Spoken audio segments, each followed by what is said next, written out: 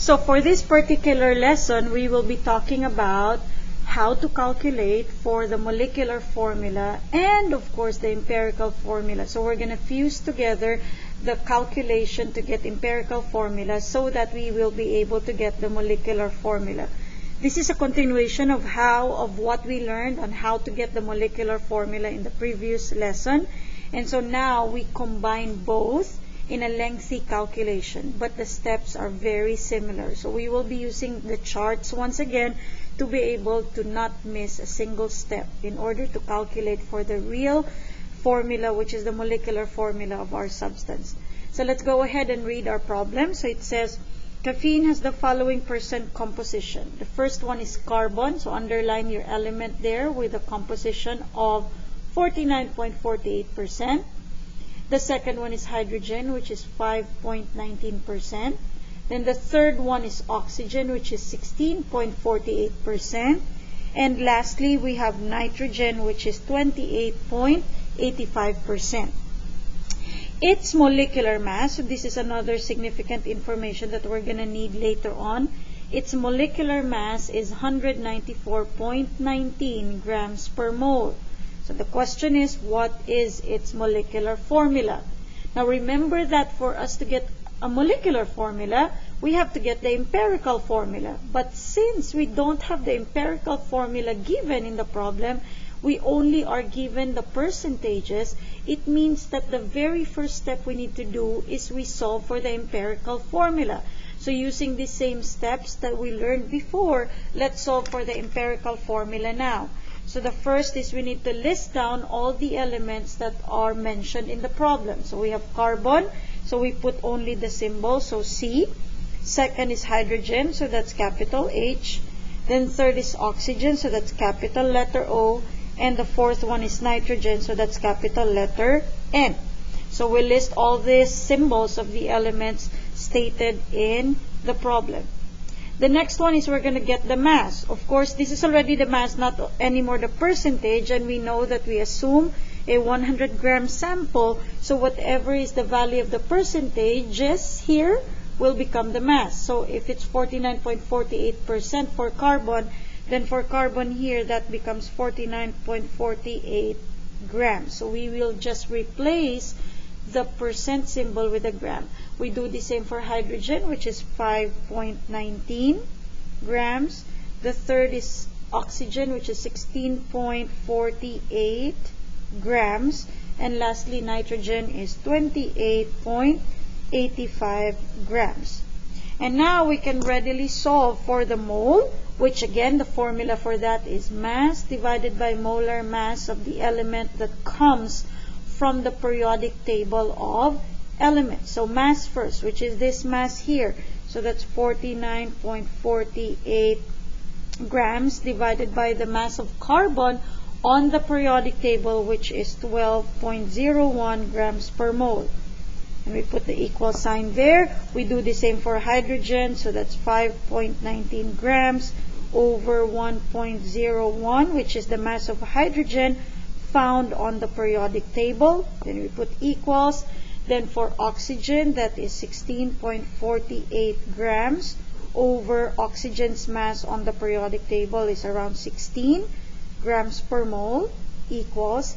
And then nitrogen is 28.85 grams divided by mass of nitrogen on the periodic table is around 14.01 grams per mole. We put the equal sign. And then before we proceed to the calculator, let's make sure that all the gram units get to cancel out in all your division process here so that it will be clear that we're getting the mole values for this.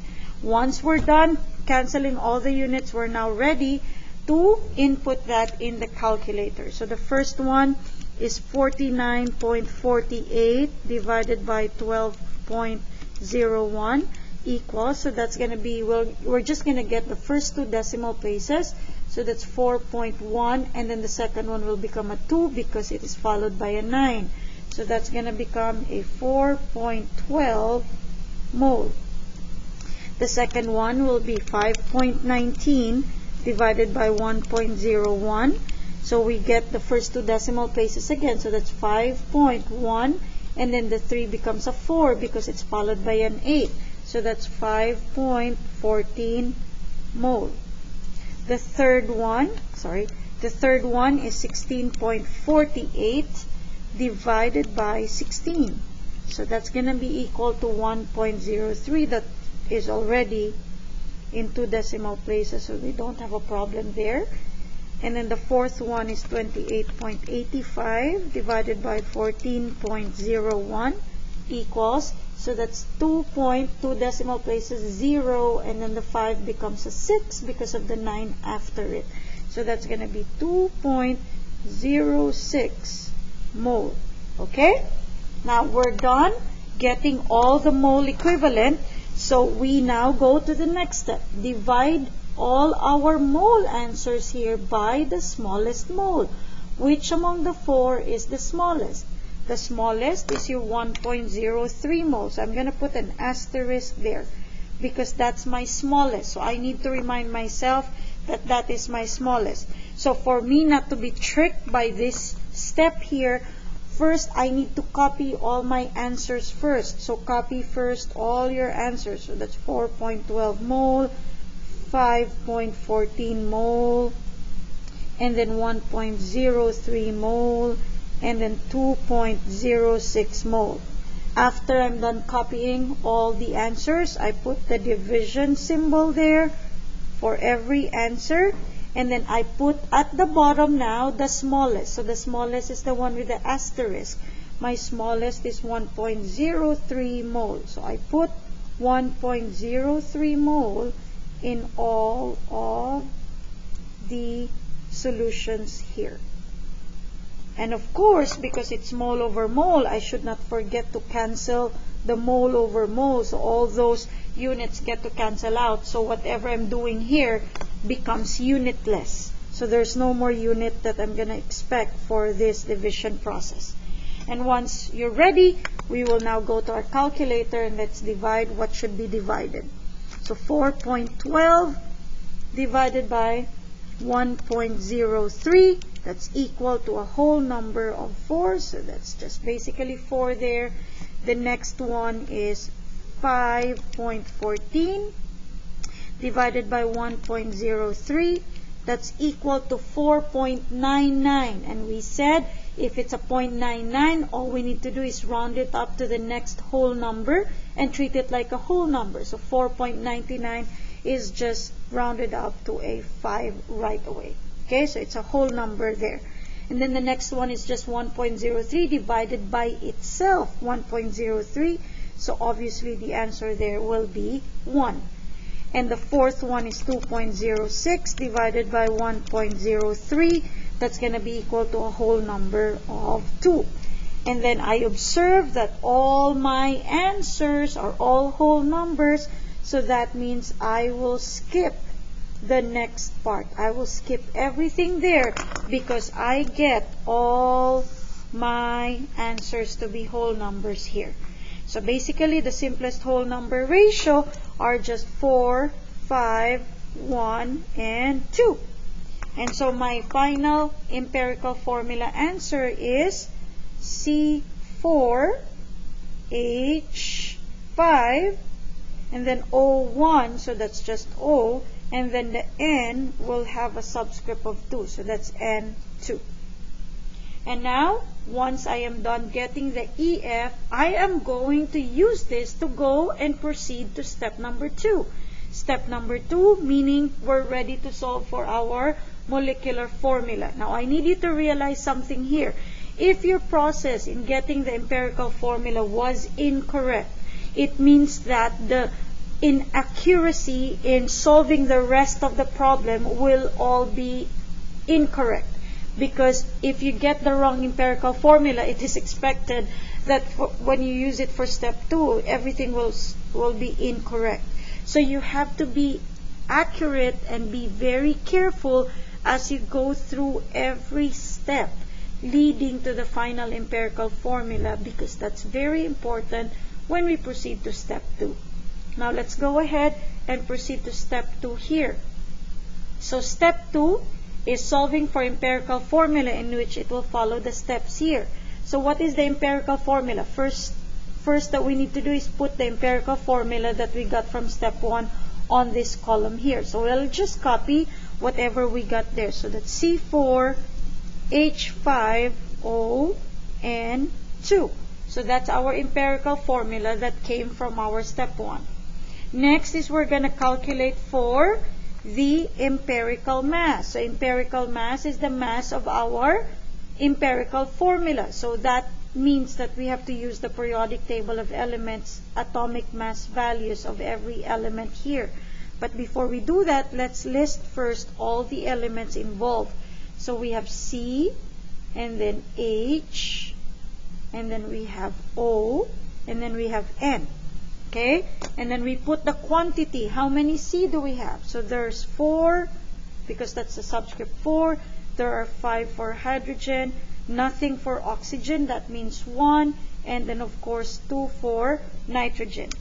Then after that, we are going to multiply that with the mass from the periodic table. Again, carbon is 12.01, hydrogen is 1.01, oxygen is 16, and then nitrogen is 14.01. Then we do the multiplication now. So we use our calculator to multiply. So that's 4 times 12.01. That's equal to 48.04. And then 5 times 1.01, that's just 5.05.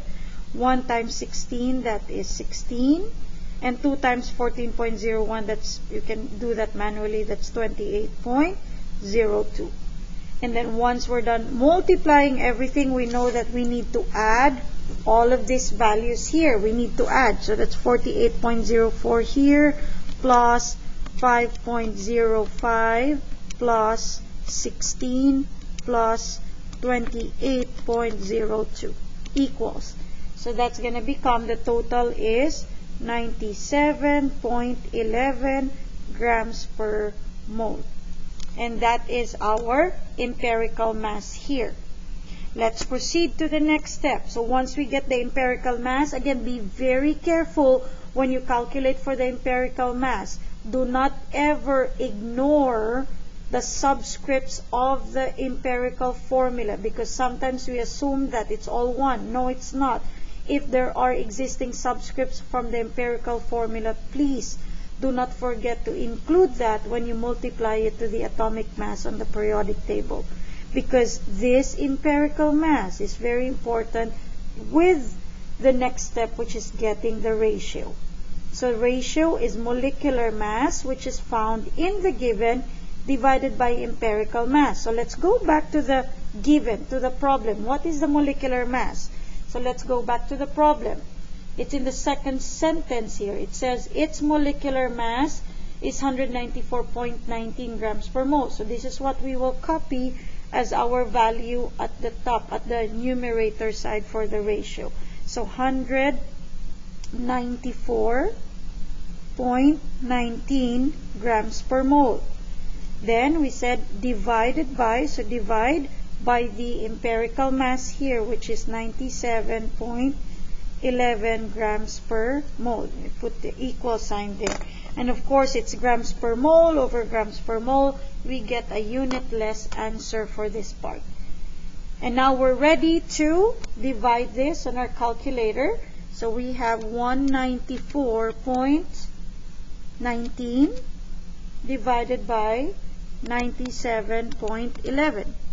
Then we get 1.999. That's a series of 3 nines there. And of course, we know that if we get a 0.99, we just need to round it up to the next whole number. So 1.99 will just be taken as a 2 right away. So 2 is our answer for the ratio. And because 2 is already a whole number, that means we skip the next part. We don't have to multiply it further because that's already a whole number. And so we are ready to get our final ratio by multiplying our 2 to all the subscripts. So how will that look like? Copy your empirical formula here. So C4H5 O N2, and then parenthesis, and we put the 2 outside. That's the 2 there that we got for the ratio. And then all we need to do is distribute that, multiply that to every subscript of every element inside. Okay? So that's every element inside. So that's how it's going to look like. So therefore, we can now generate our final answer. So C is 4 times 2, that's 8. So that will now become a C8. And then H is 5 times 2, so that's going to be H10. And then O is 1 times 2, so O2. And then N is 2 times 2, that's going to become 4, so N will become a 4. And so our final molecular formula for this problem about caffeine is C8, H10, O2, and 4. And that is everything for this particular problem that we just solved. Okay, so that's pretty much all the solutions for this problem right here. So that's the overview for everything that leads us to molecular formula from the empirical formula. Okay? Now, if you have time, please go ahead and answer this practice problem that you can check for yourself if you really understood the lesson. So that's problem number 3.